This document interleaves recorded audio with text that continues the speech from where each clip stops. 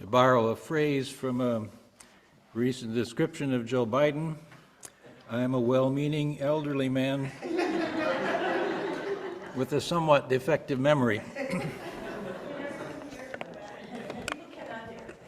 I'm already on it, Lisa. Let's chill. Okay.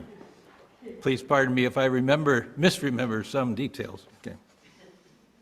The late Father John Joe Lakers was a good friend of mine. I proofread his 1996 book, Christian Ethics and Ethics of Intimacy. Brought a copy here to show off. It's actually out of print because the press closed, and I think Dr. Riddell has a few books in his basement, and I have a couple. So he studied philosophy at Oxford in England, where the emphasis was on language, analysis of language. Along with his teaching role at Quincy University, he spent countless hours talking to people, contemplating marriage, and trying to salvage failing marriages. Now, out of those two roots, his philosophical background and his counseling experience, he developed a definition of love that I've used for the last 30 years. Now, he uses the word intimacy. That's the subtitle of the book, Christian Ethics and Ethics of Intimacy. What he calls intimacy, I call love. He says intimacy is involvement that is characterized by three things: respect, vulnerability, and faithfulness. Oh, four, passion, the fourth one. But for practical purposes, I don't include that because passion, by definition, is not under our control. You know, it's a gift. So I leave it out, and I concentrate on the other three because those are actions that you can do. You can be respectful, you can be vulnerable, you can be faithful. They're observable. That's why I say it's an operational definition. And it bothered me. We studied philosophy, we defined everything except the important stuff. Nobody said what love was, So, and that means it can mean anything. It's all over the lot. So,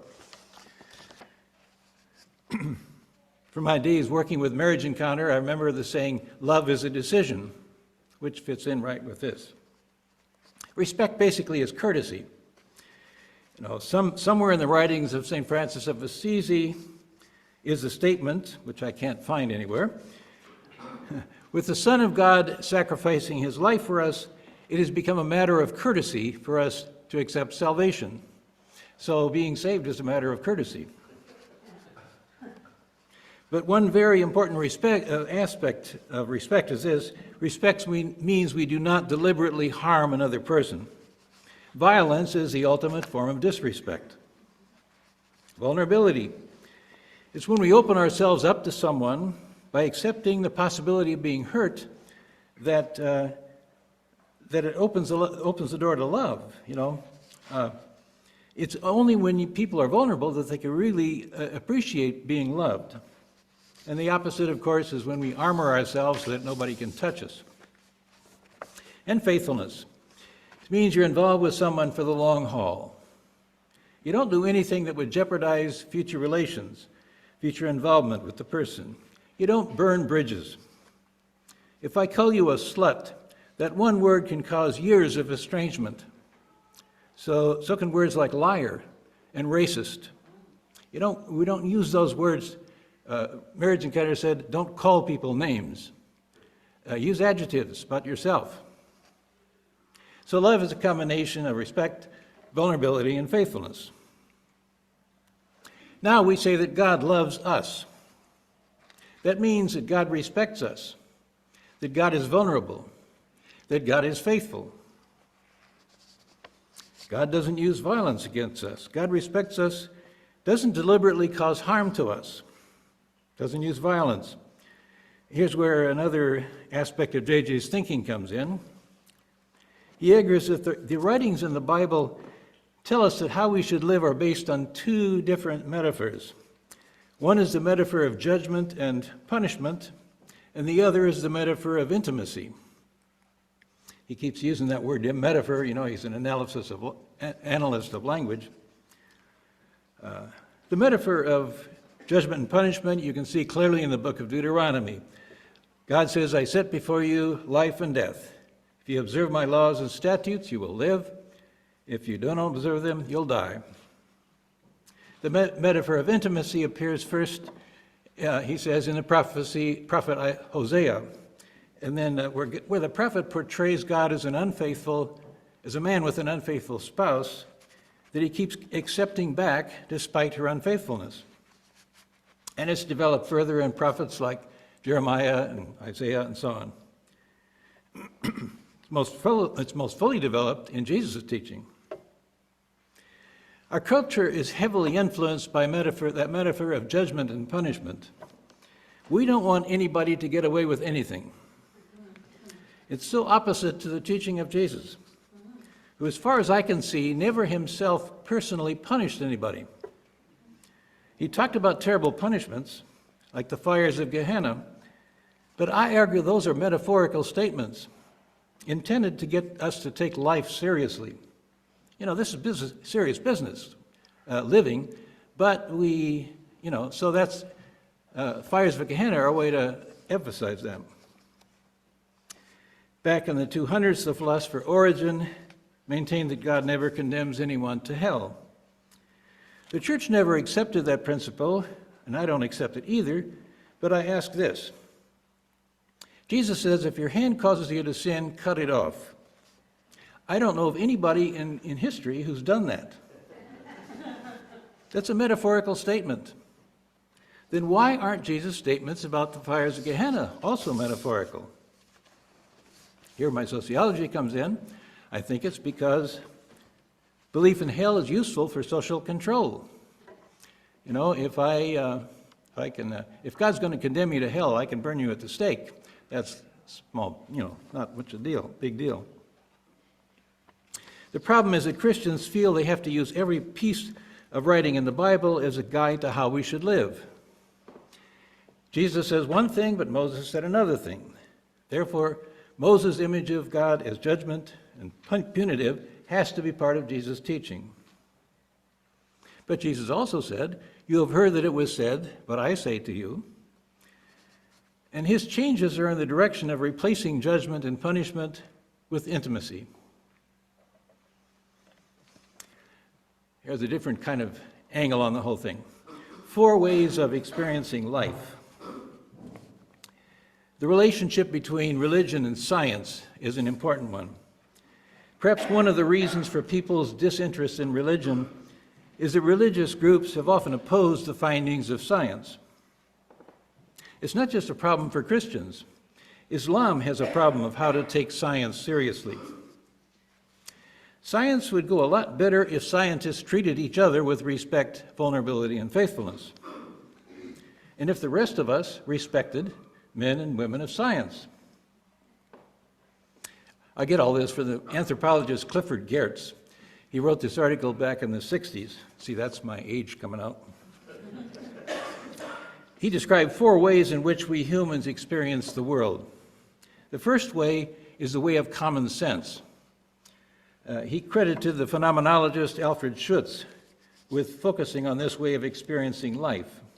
In the common sense world, we go through life without asking questions.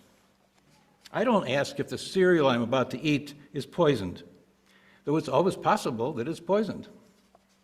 I expect the floor to support my weight, I expect this lectern to stay here, and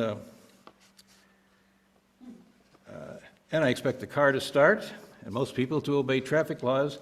That's the first way, common sense. We just take things as they are, don't ask questions. Way number 2 is science. In science, we question everything. We take nothing for granted. We're always inventing questions and looking for answers to the questions. If we lived as pure scientists, we would starve because we never get to eat breakfast. Way number 3 is artistic or aesthetic experience.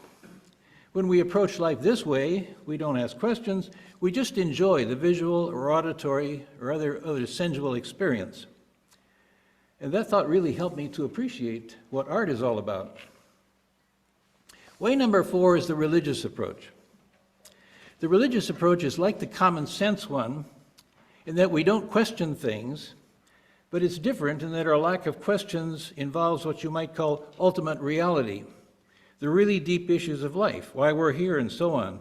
We accept an interpretation of these fundamental issues on the testimony of someone we trust, and from that time on, that view is reality for us, and that's how religion operates. When scientific questioning comes up against religious acceptance of someone's testimony, we have the problem of science versus religion. It's not a new problem. I suppose it was already percolating in the time of Plato and Aristotle. What about the gods? Are they real? How do we know? In medieval times, exploring deeper philosophical and religious questions became institutionalized in the form of universities, places where people could make a living by asking questions, even questions about religion. The first universities were created in the world of Islam in the 11th and 12th centuries. The first universities in Europe will develop later from the Muslim ones. Scholars like Thomas Aquinas got the texts of Plato and Aristotle from Muslim scholars.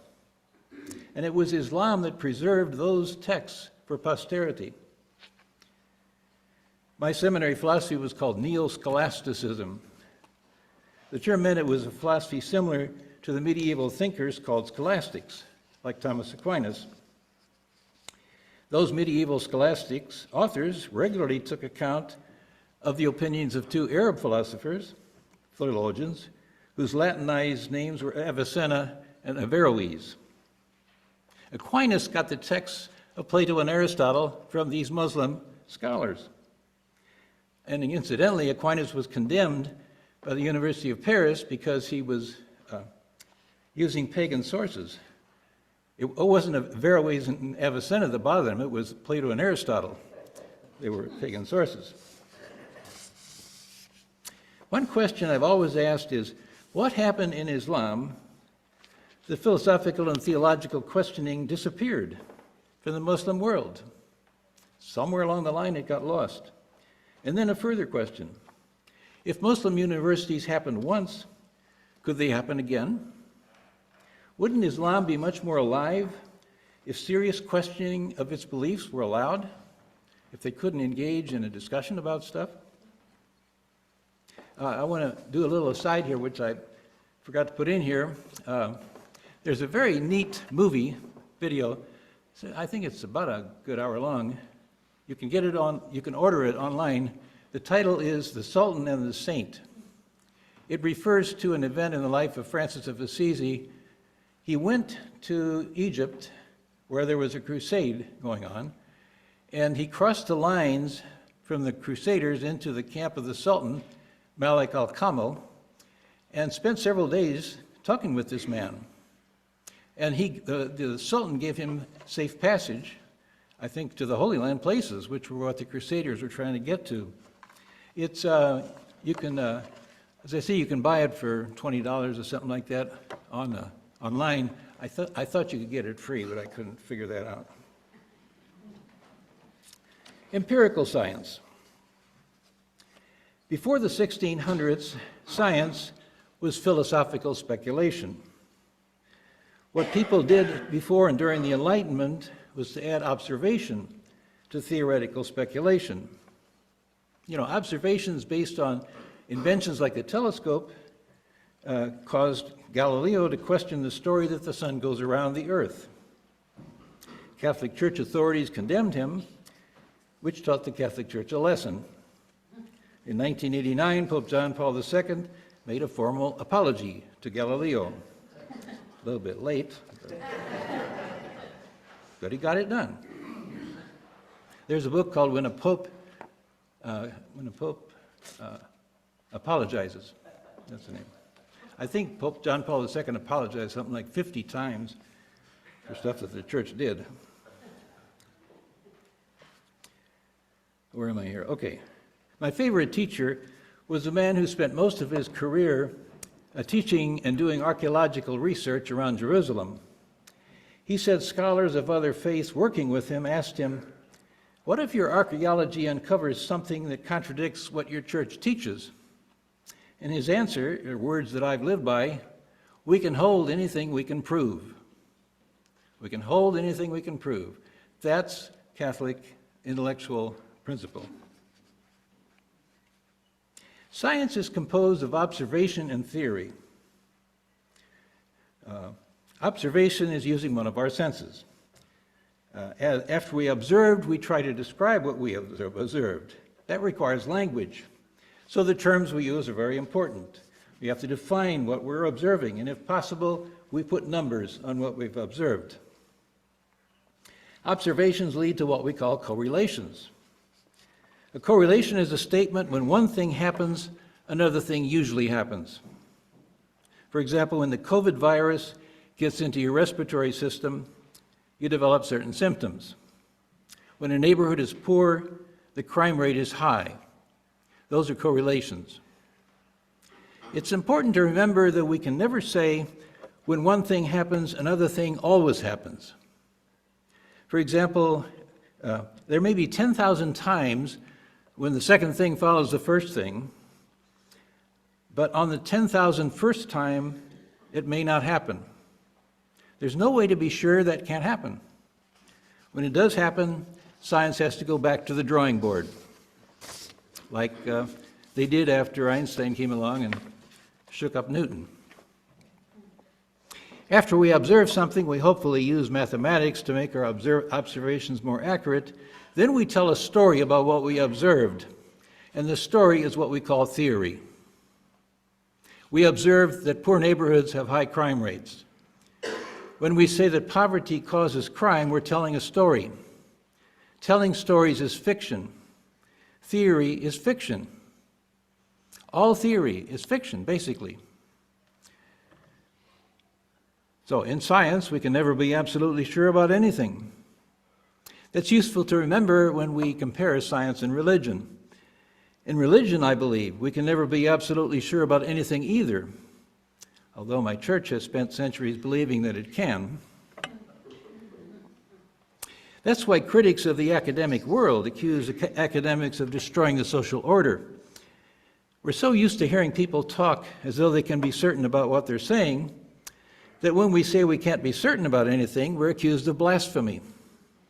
No, we're just saying we're not God, we're human. Only God can be absolutely sure about anything. Here may be the place for me to inject my definition of truth, which is important in the light of a present distortion of our media worlds. You know, we live in information silos that tell such different stories about events. For example, the 2000 election was stolen, the 2000 election was not stolen. We begin to think there's no such thing as truth. You have your truth, I have my truth.